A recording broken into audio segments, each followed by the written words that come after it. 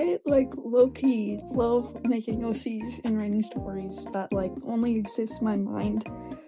But I've definitely struggled with enjoying, like, thinking about them and making them and stuff, because I was trying to force myself to make a story I didn't want to write. Which is why I'm here to tell you how you can love them. So thinking about, like, other media that you love, why do you love that media? Like, I love tragic stories, but I also really like sitcoms.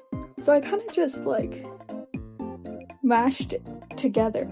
So, you know, got a little bit of struggling with the characters. Like, it's like when there's, like, a serious episode of a show, but it's also still, like, you know, got the episodic format and the, like, funniness. So I enjoy thinking about it. And, like, thinking about what parts of the media do you like? Like, do you like the relationships, or do you like the overarching story? Do you like the, you know, personalities of the characters? Like, implementing that into your story. Without inspiration, there wouldn't be art. So just kind of do what you want. Literally, like, obviously, probably don't steal the entirety of a thing and then just, like, be like, no, it's my original idea, guys. Like, what are you talking about? No, they're like, guys, trust. But it's okay to take taking heavy inspiration, you know. Like, The Amazing Digital Circus literally is based off of I Have No Mouth and I Must Scream. And you can tell the inspiration is there. Like, you can see it, especially with, like, Kane and stuff. But it's still an original story. It's not just straight up, I have no mouth and I must scream. So yeah, do what you want. Personality. Personality is pretty tricky for me. But what helps is kind of like making Pinterest boards in general. You know, I know some people feel indifferent about Pinterest because of their, like, inclusion of AI in their platform and how bad it is. Yeah, obviously it's not great, and I still don't like their usage of AI. And I also can't really find an alternative that's good. Like, I've seen alternatives, and they all kind of suck low-key. But yeah, try making a Pinterest board. And this can just help with their personality, but also, like, in general, just, like, what they look like, what they would like, stuff like that. Building the story, you know, adding things. Try thinking about them in different situations, which can be as wild as you want. It can just be some simple, mundane, everyday thing. Or can be, like, you know, wild, like, they ran into Taylor Swift at Target, like, something like that, like, even bigger than that. And how they would, like, handle that situation, you know, what would they do?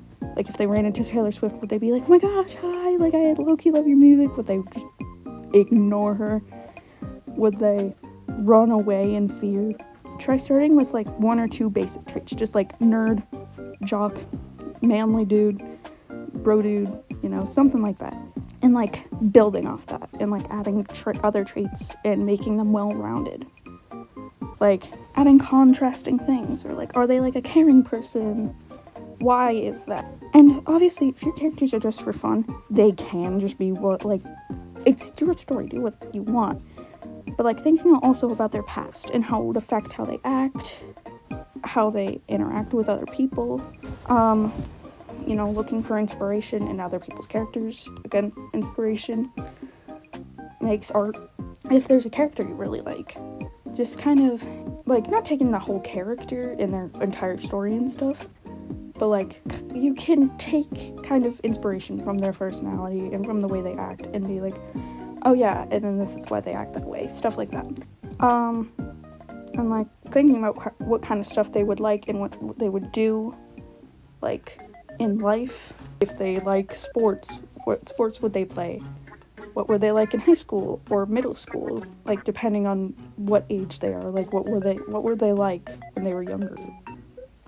You know, what do they like now? You know, just thinking about that, especially thinking about what they were like when they were younger can affect how they are when they're older, you know? And, like, do they think their past self was absolutely cringe, or do they look back and, like, be like, oh, I wish I was that happy again, you know? Character designs. This doesn't really matter if you're not drawing them, so, like, if you're not, you can skip this part. Make them fun to draw. Like, it doesn't matter what they look like.